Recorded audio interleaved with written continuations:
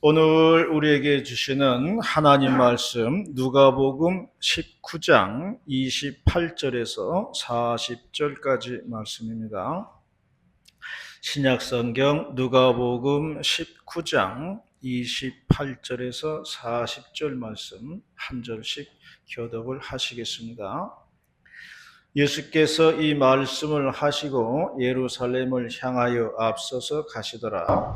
아무나 우리는 산속에 있는 베드사다와 베다니엘에 가셨을 때에 제자들이 물을 보내시며 이르시되 너희는 맞은편 마을로 가라. 그리로 들어가면 아직 아무도 타보지 않은 나귀 새끼가 매어 있는 것을 보리니 풀어 끌고 오라.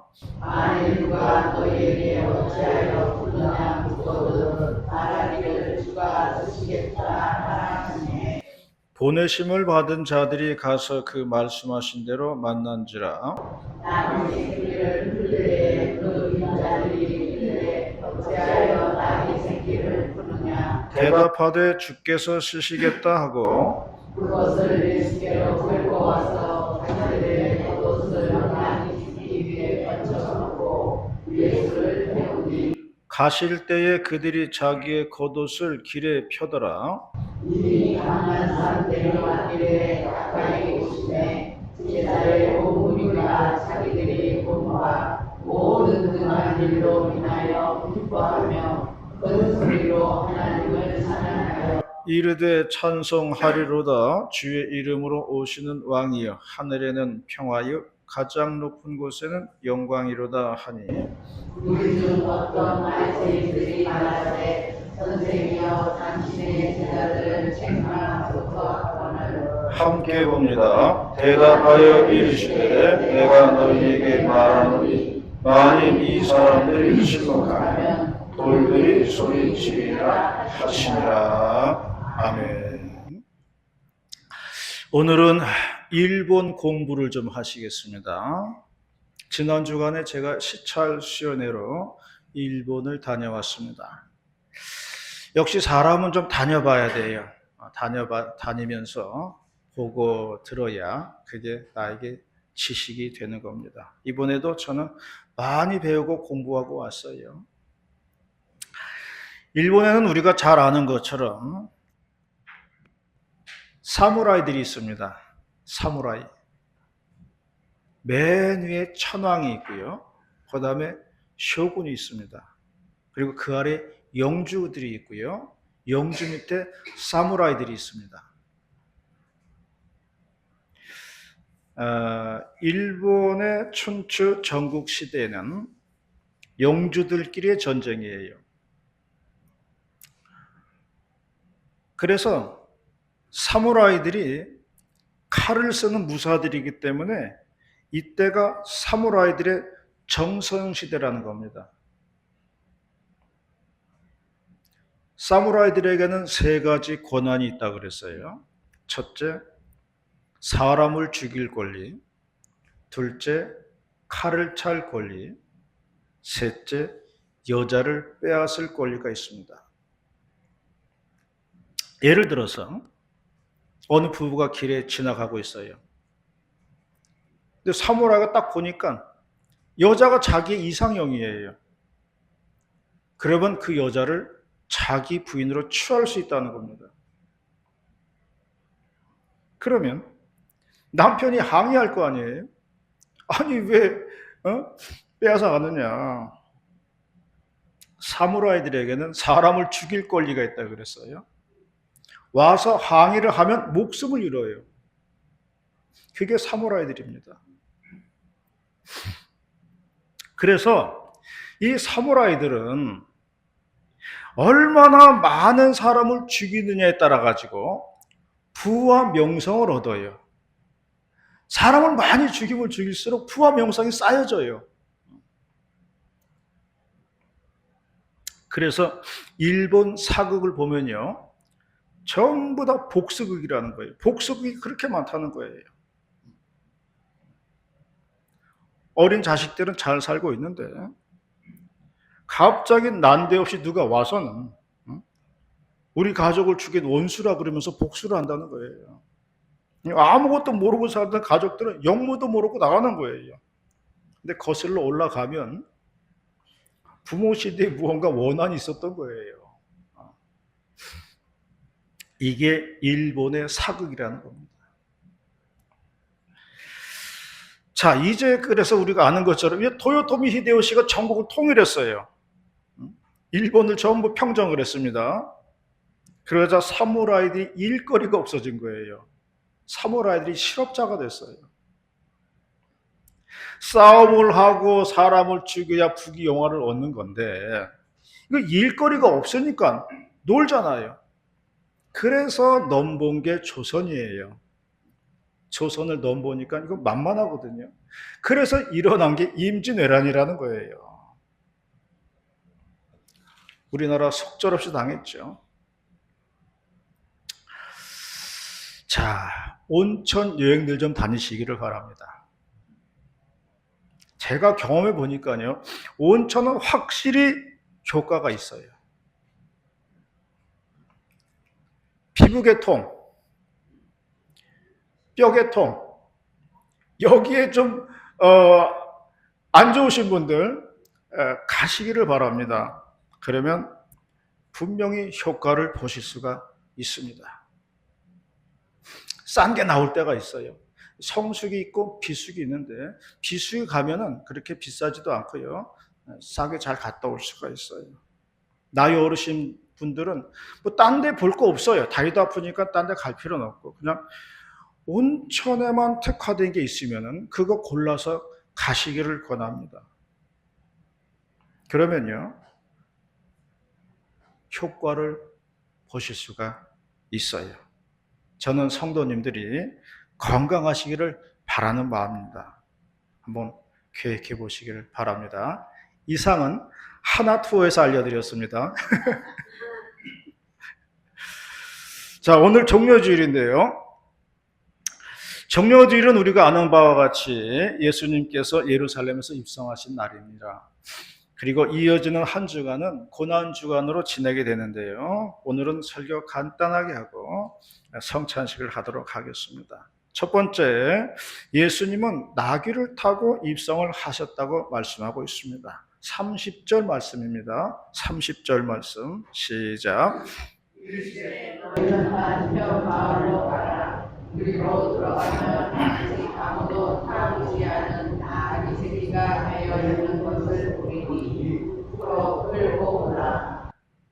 옛날에는 전쟁터에서 돌아온 장군은 말을 탔다고 그랬어요. 말을 타고 행진을 했다고 그랬습니다. 우리나라도 70년대, 80년대 보면요, 카퍼레이드가 있었어요. 그래서 선수가 올림픽에서 금메달을 따고 오면은 오픈카를 타고서 거리를 카퍼레이드 했습니다.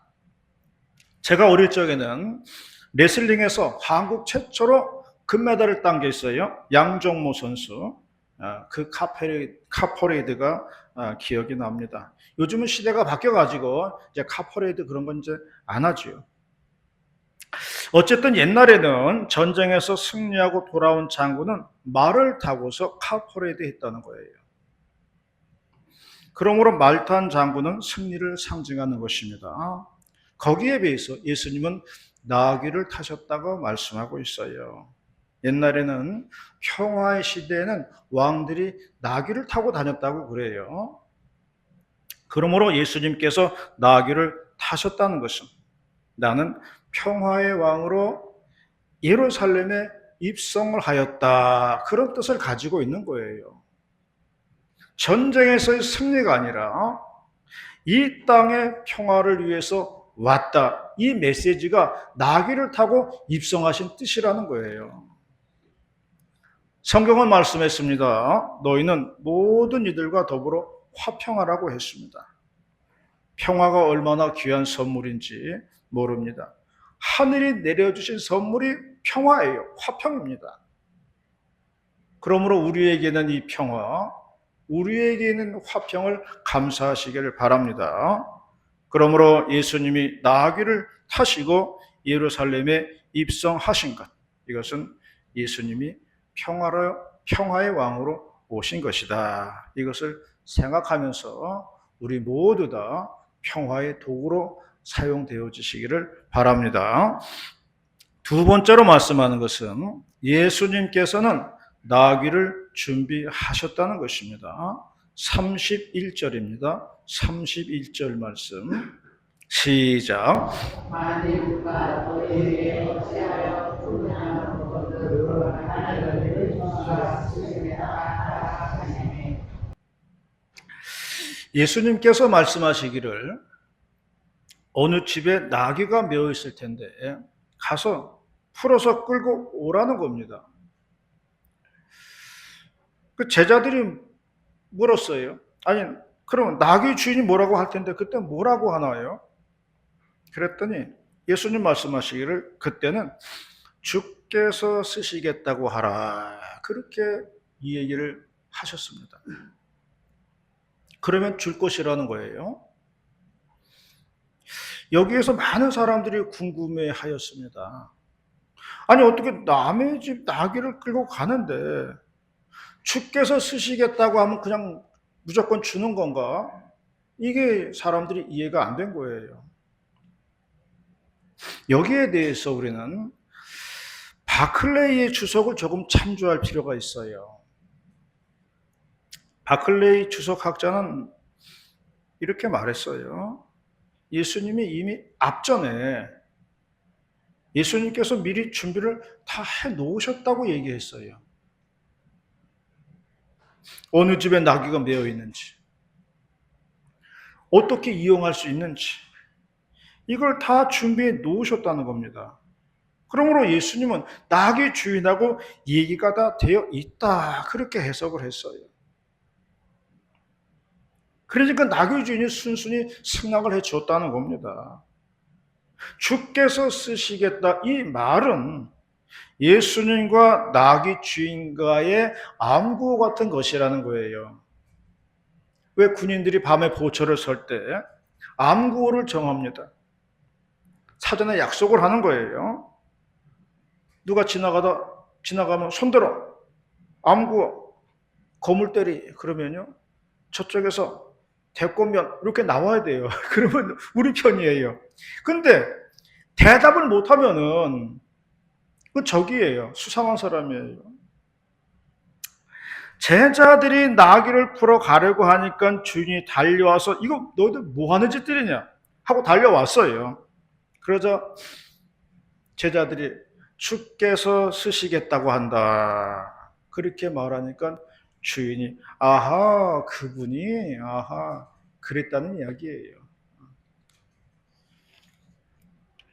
그러므로 결론적으로 하는 말은 예수님께서는 타 보관을 가지고 계셨다는 그런 이야기예요.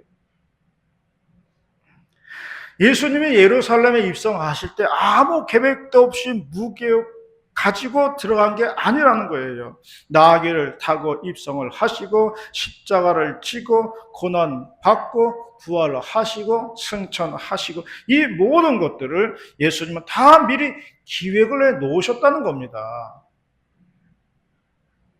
철저한 준비와 계획 속에서 효과는 극대화가 되는 겁니다. 이미 예수님의 머릿속에는 이 모든 그림이 그려져 있었다는 것을 말해주고 있는 겁니다. 하나님은 우리의 발걸음을 인도하시는 분이라고 했습니다.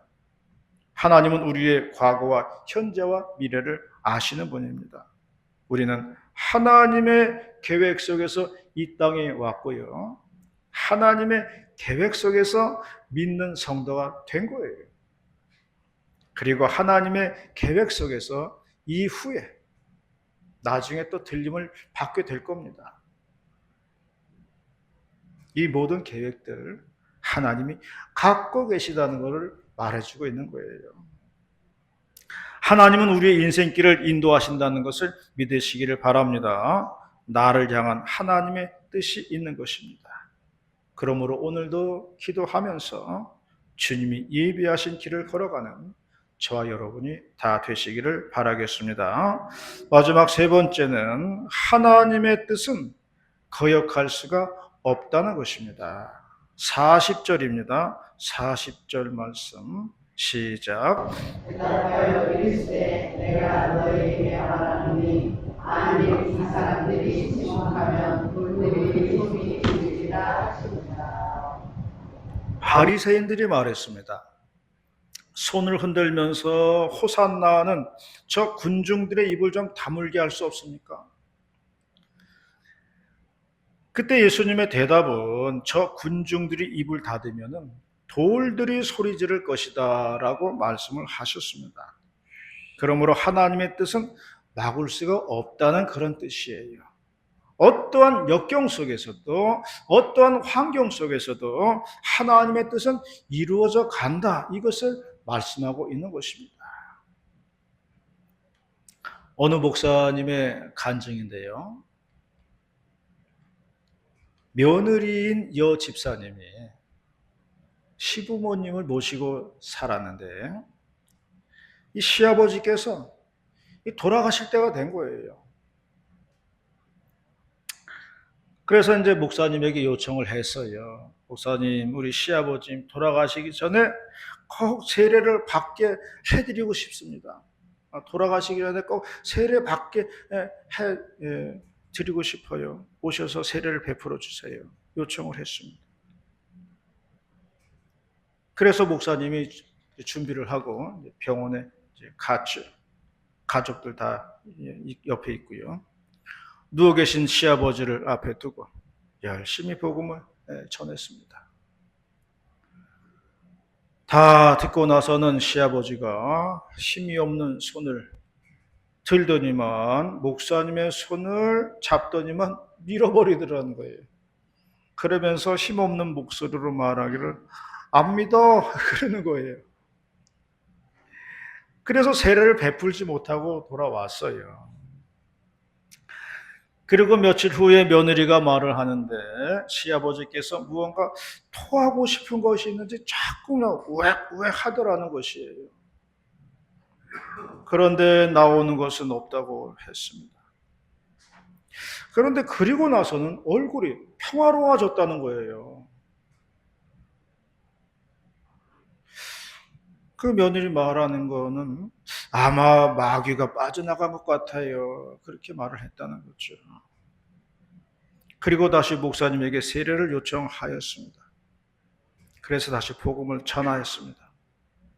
그런데 그전과는 다르게 평온한 모습으로 잘 받아들이더라는 거예요. 그래서 그 자리에서 세례를 베풀게 되었다는 것입니다. 그리고 나서 2주 후에 그 시아버지께서는 돌아가시게 되었다는 이야기입니다. 86년의 세월을 사시다가 2주간 남겨놓고 구원을 받으셨다. 그런 이야기를 했어요.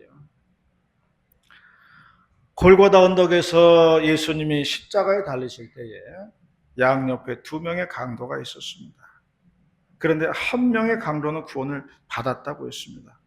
그렇게 될 거라고 예측한 사람은 아무도 없어요. 그러나 하나님의 뜻이 있다면 그렇게도 될 수 있다는 것이 믿음의 세계예요. 그러므로 사람의 기준으로 생각하고 판단하면 안 된다는 거예요. 믿음의 세계는 영적인 판단이라는 게 있는 거예요. 예수님이 예루살렘에 입성하시고 고난을 당하시고 십자가를 지셨습니다. 그리고 부활하시고 승천을 하셨습니다. 이 모든 것이 하나님의 뜻이었다고 말씀하고 있습니다.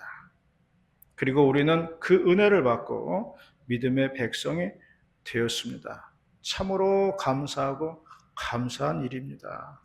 주님의 은혜에 감사하면서 이 종려 주일을 은혜롭게 잘 보내시기를 축원합니다. 기도드리겠습니다. 은혜롭고 자비로우신 하나님 아버지, 오늘 종려 주일을 맞이하여 귀한 말씀 주심에 감사를 드리옵나이다. 가슴 깊이 새기면서 우리 주님의 십자가의 보혈을 의지하면서 오늘도 승리하며 살아가는 모든 백성 되게 하여 주시옵소서. 예수님의 이름으로 기도드리옵나이다. 아멘.